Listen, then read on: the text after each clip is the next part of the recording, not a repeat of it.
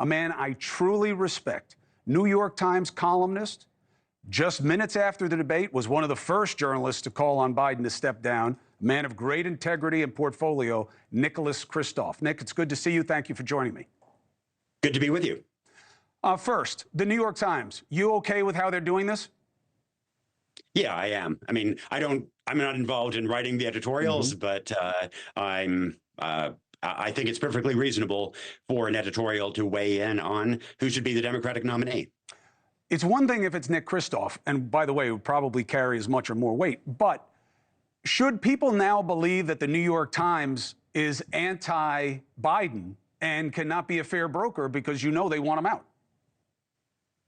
Well, I mean, the New York Times and other newspapers endorse candidates all the time. They criticize politicians, they urge them to do things, and this is no different from any of that. So I'm sure the White House isn't happy with those editorials. I'm sure they're not happy with my initial column calling on Biden to withdraw. But you know, that's our role to try to advocate for the public. And I think would be strange if we did not weigh in on an issue like this. Fair point. Nick, the argument is a weak Biden is better than a full-strength Trump. What's wrong with that argument?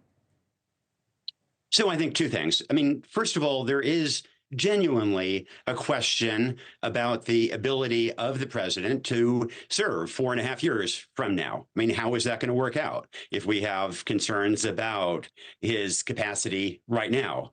But beyond that, there's, simply the point that Biden himself makes, that this is an election with incredibly important stakes, where democracy itself may be at risk. And if we believe that, then isn't it important to do everything we can for Democrats to win in November? And if it looks as if other candidates are more likely to beat Trump, then doesn't it make sense for those other people to step forward and to replace Biden? It seems to me that right now, the Democrats are on track to lose the White House to a convicted felon who isn't actually even all that popular. And if the Democrats can remedy that in the coming weeks, then, to me, it makes sense to do that. I don't understand in the coming weeks part. I don't know the mechanism for doing this unless Biden assents to it and you have a kind of friendly handoff at a convention. And that could be a beautiful thing for our democracy, let alone for the Democrats. But I don't know that that happens. Here's my last question for you, Nick, at least for tonight. You're always welcome here. I love having you on. You're a gift to the audience. How do you know that Biden isn't the Democrats' best chance? Yeah, I don't.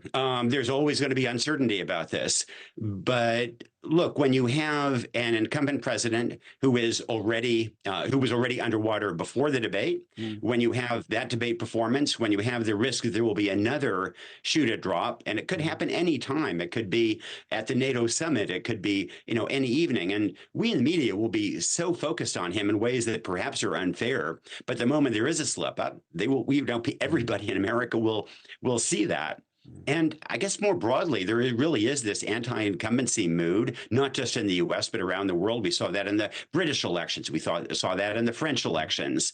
And I think that it's pretty hard to argue that, Kamala Harris in the latest poll outpolls Biden against Trump. Trump is weak. I think somebody like Gretchen Whitmer, a governor from outside Washington, could ride that tide of anti-incumbency and would actually be able to raise questions about Trump's cognitive capacity, about his age, in ways that, boy, that would be good to see.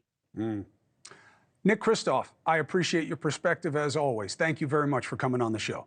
Hey, thank you for watching. Please go to newsnationnow.com, newsnationnow.com, and you can find News Nation on your television provider. And don't forget to click the red subscribe button down below. Then you will get more of News Nation's fact-driven coverage.